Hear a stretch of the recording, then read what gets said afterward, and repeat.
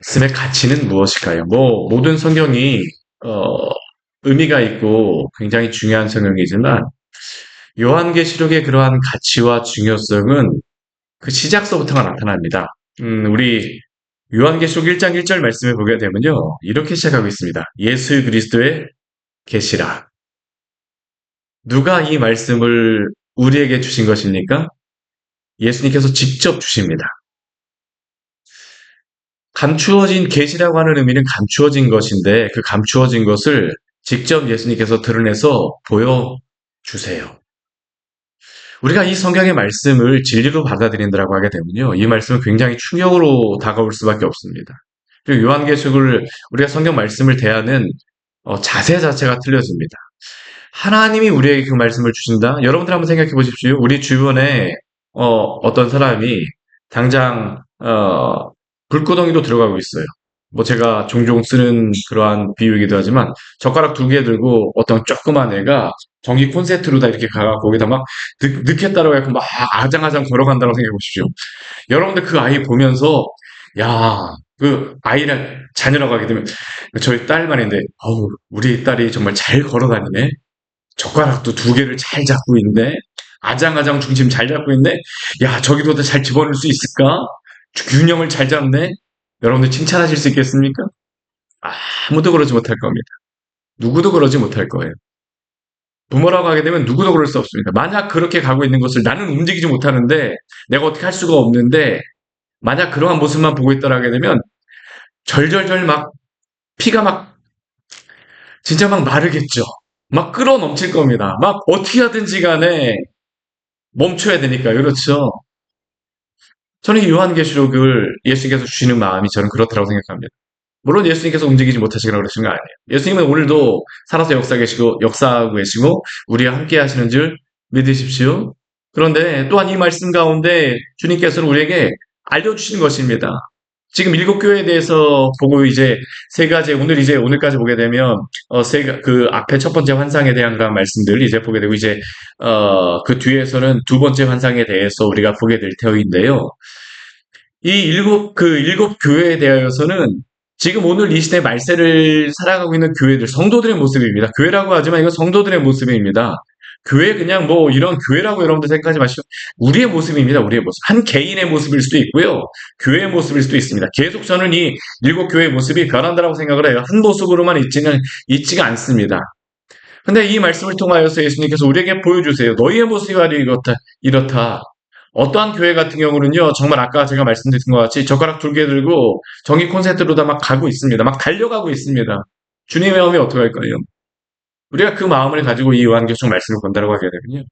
이게 결코 그냥 활자로다 되어진 게 아닙니다. 성경의 말씀은 우리가 학문적으로 아닙니다. 결코 학문적일 수가 없어요, 성경은요. 하나님 우리에게 말씀하시는 이 성경은 살아있는 하나님의 말씀을 오늘도 우리에게 생명을 주시기 위해서 주신 말씀임을 믿고 이 말씀을 수납하시기를 바랍니다.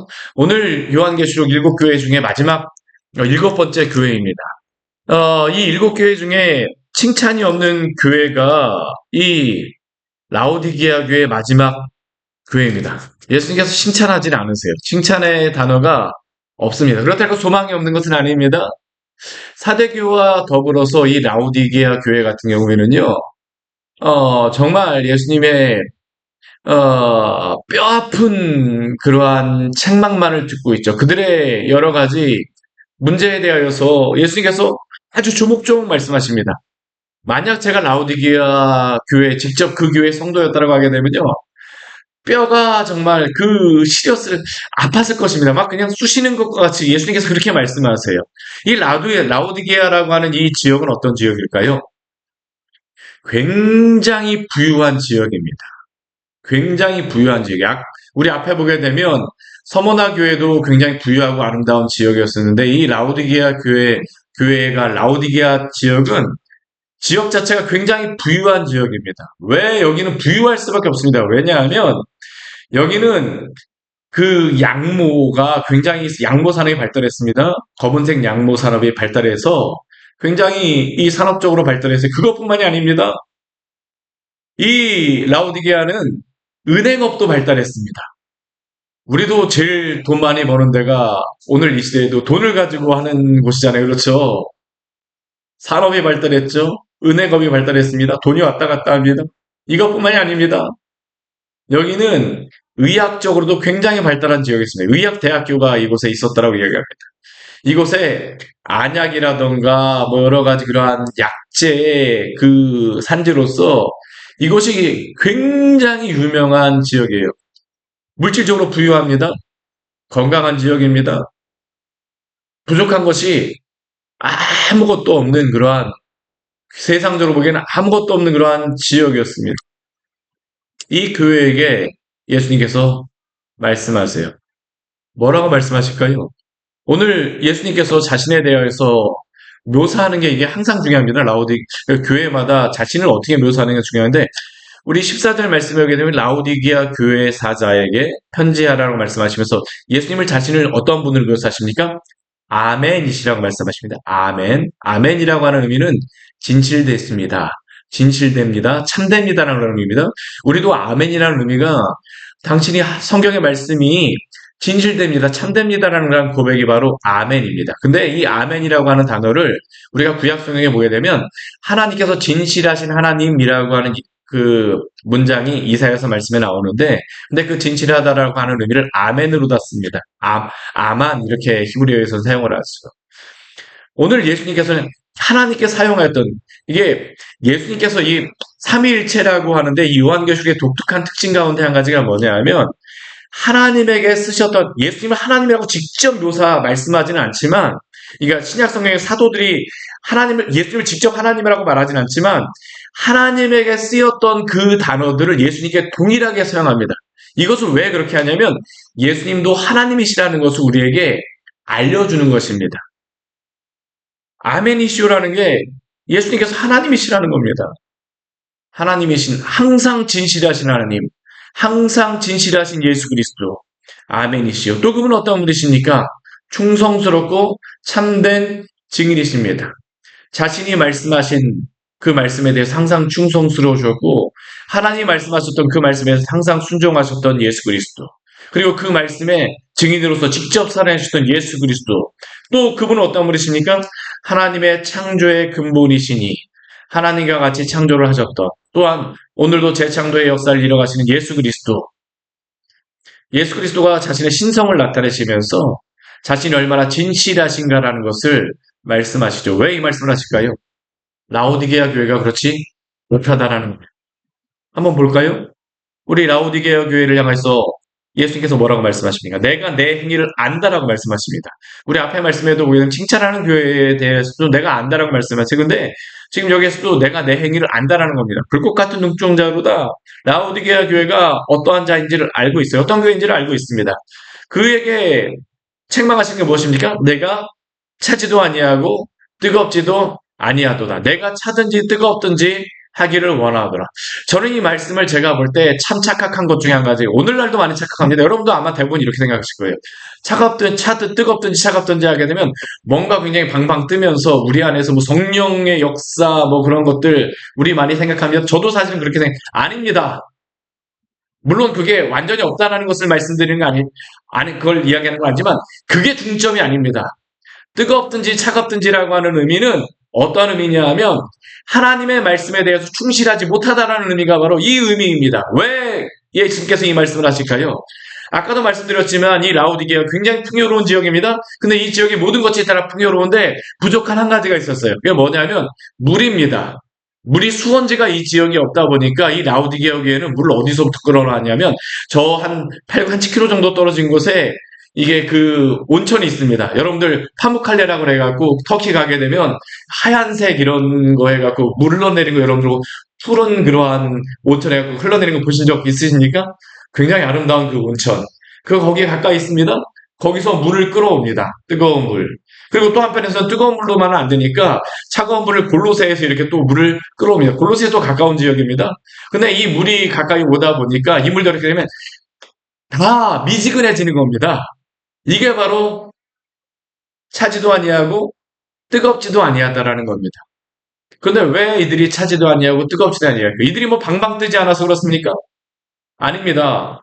방방 뜨는 것을 가지고 이야기한다면요. 앞에 사대교회가 책망을 받을 이유가 하나도 없습니다.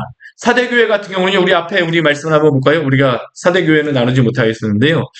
우리 사대교회 같은 경우 우리 3장 1절 말씀 우리 같이 한번 읽어볼게요. 사대교회 사자에게 편지하라. 하나님의 일곱 영과 일곱 뼈를 가지시니가 이르시되 내가 내 행위를 아노니 내가 살았다 하는 이름을 가졌으나 죽은 자로다. 이 사도교회의 특징은 뭐냐면 살았다 하는 이름, 굉장히 활동적인 교회입니다.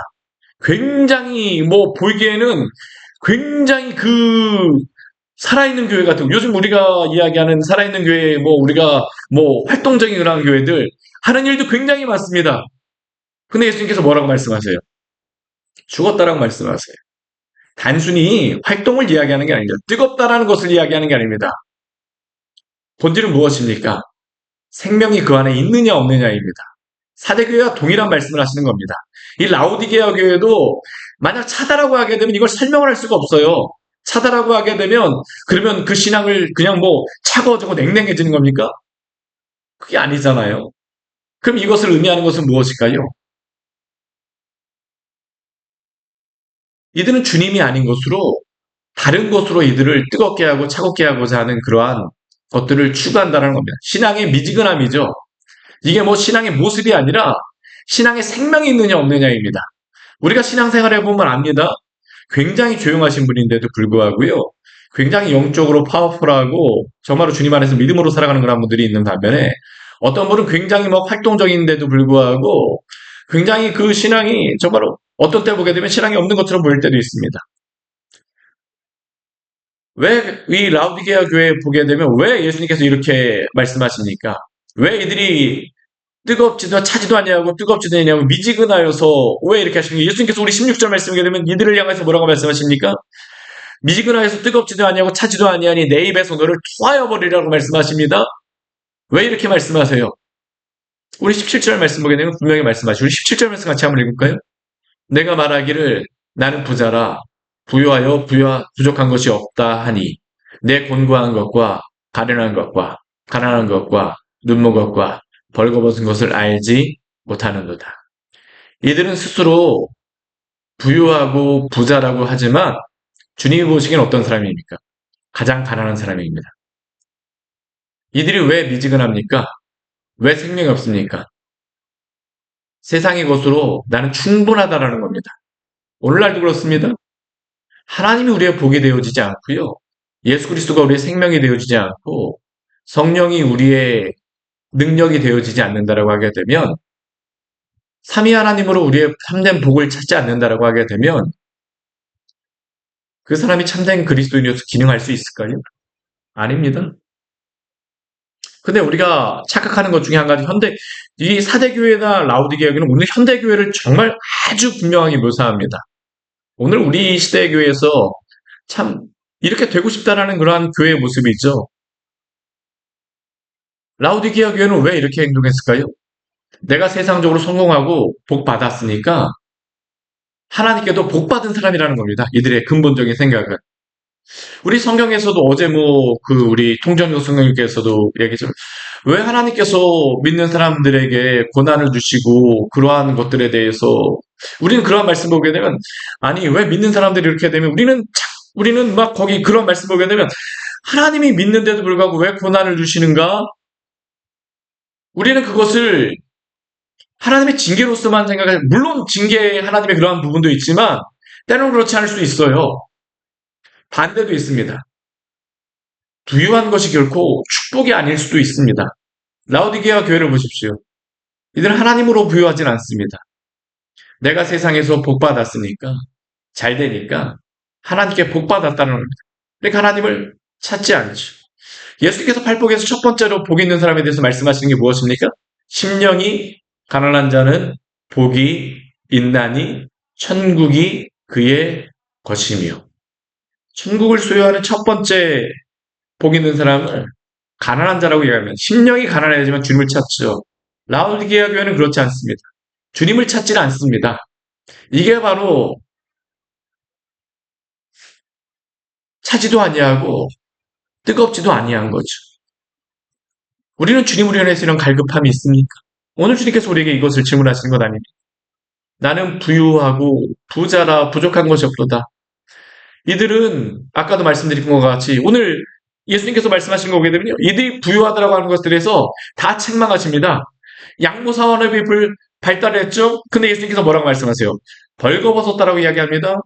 안과 그러한 그 재료가 그게 나는 지역이죠. 그들은 눈이 굉장히 건강하다고 합니다. 근데 예수님께서 뭐라고 하십니까? 너희는 눈 멀었다입니다. 은행업이 발달해서 부유하다라고 얘기합니다. 너희는 가난하다고 이야기합니다. 영적으로 곤고하고 그들을 보게 되면 주님께서는 가련할 수밖에 없습니다. 이게 라오디게아 교회를 향한 예수님의 안타까운 마음이죠. 진짜 라오디게아 교회 같은 경우는 젓가락 2개 들고선 지금 콘센트로 다 달려가고 있는 겁니다. 얼마나 안타까우실까요, 우리 주님께서. 18절 말씀해 보게 되면 예수님께서 이렇게 그들에게 말씀하세요. 뭐라고 말씀하십니까? 우리 18절 말씀 같이 한번 보겠습니다. 내가 너를 권하노니 내게서 불로 연단한 금을 사서 부유하게 하고 흰옷을 사서 입어 벌거벗은 수치를 보이지 않게 하고 안약을 사서 눈에 발라 보게 하라. 불로 연단한 금을 사서 부유하게 하라는 것은 무엇일까요? 불로 연단한 금이라고 하는 의미는 고난을 통과한 그러한 아름다움입니다.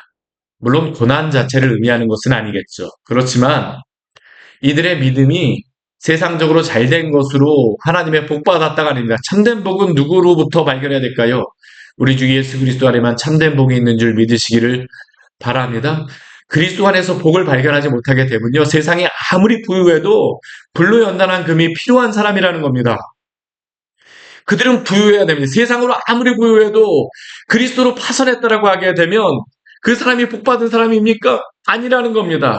흰 옷을 사서 입어 벌거벗은 수치를 보이지 않게 하라. 그들은 값비싼 그러한 검은 양모로서 아름다운 그러한 그 시대 최고의 그러한 옷을 입고 자신들을 꾸미고 있지만 주님이 보시기엔 어떻습니까? 세상의 아름다운 옷이 아니라 주의 흰 옷을 입고 그들의 죄악을 가려야 됩니다. 우리 창세기 말씀해 보게 되면 인간은 끊임없이 자신의 무화과 나무를 잎으로 자신을 가리죠. 그런데 하나님이 가려주시는 가죽옷이 아닌 다음에는 누구도 우리의 수치와 죄를 가릴 수 없음을 기억하십시오. 그 가죽옷이라고 하는 의미는 어떠한 존재가 죽었다라는 의미입니다. 예수 그리스도가 우리를 위하여 죽으시고 부활하심으로 말미암아 우리의 죄의 값을 치르시고 주신 그 의의 옷, 이것이 그들에게 필요하다는 겁니다. 교회를 다니고 있음에도 불구하고 그들은 그리스도가 필요하지 않습니다. 그리고 그들에게 예수님께서 뭐라고 말씀하세요? 안약을 사서 눈에 발라 보게 하라고 말씀하세요. 안약 만드는 동네에서 안약을 사서 눈에 발라 보게 하라고 하십니다. 공장 다니는 사람도 있을 거고요. 사장도 있을 겁니다. 그런데 그게 아니라는 겁니다. 그들의 눈이 띄어져야 된다는 거죠. 그런데 오늘 예수님께서 이렇게 책망만 하시는 교회에 소망의 말씀도 주시죠. 그들에게는 소망이 없어요. 누구에게 소망이 있을까요? 우리 주님께 소망이 있는 줄 믿으시기를 바랍니다. 우리 19절 말씀 같이 한번 읽겠습니다. 물은 내가 사랑하는 자를 책망하며 징계하노니 그러므로 내가 열심을 내라 회개하라. 이들에게는 소망이 없습니다. 그런데 이들의 소망은 무엇일까요? 주님이 이들을 사랑하신다라는 겁니다. 사랑하는 여러분, 주의 백성들은 주께서 끝까지 사랑하시고 보호하시고 지켜주는 줄 믿으시기를 바랍니다. 내가 부유하고 잘 사는 게 문제가 아니에요. 주님이 나를 사랑하신다가 가장 중요한 것입니다. 라오디게아 교회의 성도들에게 오늘도 말씀하시죠. 내가 사랑하는 자를 책망하며 징계하노니 그러므로 열심을 해라. 돈 벌기 위해서 열심을 내라고 말씀하시겠습니까? 세상에 잘 됐다라고 해갖고 교회 와서 떵떵거리는 거 자랑하라고 말씀하시는 것이겠습니까? 아닙니다. 주님 안에서 열심을 내라는 것입니다. 주를 위해서 달려가라는 것이죠. 세상에 열심을 내는 것 아니라 주님을 향해서 열심을 내고 회개하라. 왜 이들이 그렇게 잘 살까요? 이유는 하나입니다. 우리 계속 일곱 교회의 공통적인 특징은 무엇이냐면요. 다 우상 숭배가 극심한 지역입니다. 이곳에서 잘 살려고 하게 되면 항상 그들은 무엇을 해야 됩니까? 신앙에 타협을 할 수밖에 없습니다. 이들이 지금 이렇게 잘 산다라고 하는 이야기는 여기에 나오진 않지만 주님을 의지하는 것이 아니라 주님을 의지해서 끝까지 나아가는 게 아니라 온갖 세상의 타협과 우상숭배와 그런 것들에 몰두한다는 겁니다. 근데 주님께서 그들에게 말씀하세요. 나를 향해서 열심을 내라. 회개하라. 우리 20절 말씀 우리가 너무 잘 아는 말씀이죠. 볼지어다 내가 문 밖에서 두드리노니 누구든지 내 음성을 듣고 문을 열면 내가 그에게로 들어가 그와 더불어 먹고 그는 나와 더불어 먹으리라. 이 말씀은 불신자에게 우리가 많이 전도하는 말씀이지만 그러나 일곱 교회에게 주시는 말씀은요. 교회 안에 속해 있는 성도들에게 주시는 말씀입니다. 그렇다고 불신자에게 전 주시지 않는 말씀이라고 말씀드리는 건 아닙니다.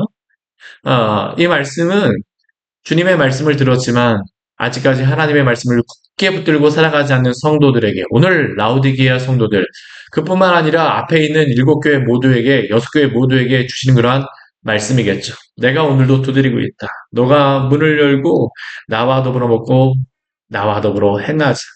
우리 주님과 함께 살아가는 것이 참된 복이며 그것이 우리에게 힘입니다. 여기로부터 힘을 얻고 소망을 얻으시기를 축원합니다. 오늘 21절 이기는 그에게는 이라고 말씀하세요. 계속 이기는 자가 나옵니다. 이단 저기가 아닙니다. 이단 교주가 아닙니다. 이러한 상황 가운데 믿음을 지키고 끝까지 버텨내는 사람들, 열심을 내고 회개하여서 주의 말씀을 따르는 그러한 사람들, 그들에게 무엇을 약속해 주십니까? 내가 내 보좌와 함께 앉게 하여 주기를 내가 이기고 아버지 보좌에 함께 앉은 것과 같이 하리라. 주님의 보좌에 함께 앉는 그러한 약속을 주시겠다라고 라오디게아 교회 성도들에게도 약속하십니다. 열심을 내고 오늘 하루도 주 안에서 담대하게 살아가시기를 축원합니다. 같이 기도하도록 하겠습니다. 하나님 아버지 오늘 말씀을 통해서 우리에게 귀한 은혜를 주니 감사를 드립니다. 각 교회들에게 주시는 말씀, 교회들에게 말씀하시기도 하지만 각 성도들에게 오늘도 우리에게 주시는 말씀입니다. 앞에 있는 그 일곱 교회들 말씀을 볼 때마다 참 저도 이 말씀을 보면서 저 자신의 모습을 보고 회개해야 될 하나님 아버지 모습을 우리의 모습을 보게 되어집니다. 주님 우리의 죄악을 용서하여 주시고 우리가 이전에 세상을 위하여 살아갔을지 모르지만 이제는 주님을 위하여 살아갈 수 있는 귀한 성도들을 될 수 있도록 주여 도우시고 인도하여 주시옵소서. 진리에서 벗어나서 하나님을 살아가고 있는 여러 교회들에게 책망하시는 말씀, 또한 세상의 탐욕과 여러 가지 물질의 욕심에 눈이 멀어 살아가는 여러 교회들에게 주시는 말씀을 오늘 우리에게도 주시는 말씀 아닙니까? 단순히 그냥 종교적인 열심에만 머물러 있는 성도들에게도 주님 그것에서 일어나서 참되게 주님을 섬기며 그 안에서 주님을 따르라고 말씀하신 격려하시는 말씀 우리 모두에게 주시는 말씀인 줄 믿사오니 주님 이 말씀 안에서 정말 저희가 깨어 주 안에서 살아가는 귀한 성도들 될 수 있도록 오늘도 함께하여 주시옵소서. 예수님 이름으로 기도드립니다. 아멘. 오늘 말씀 같이 기억하시면서 기도하며 나아가도록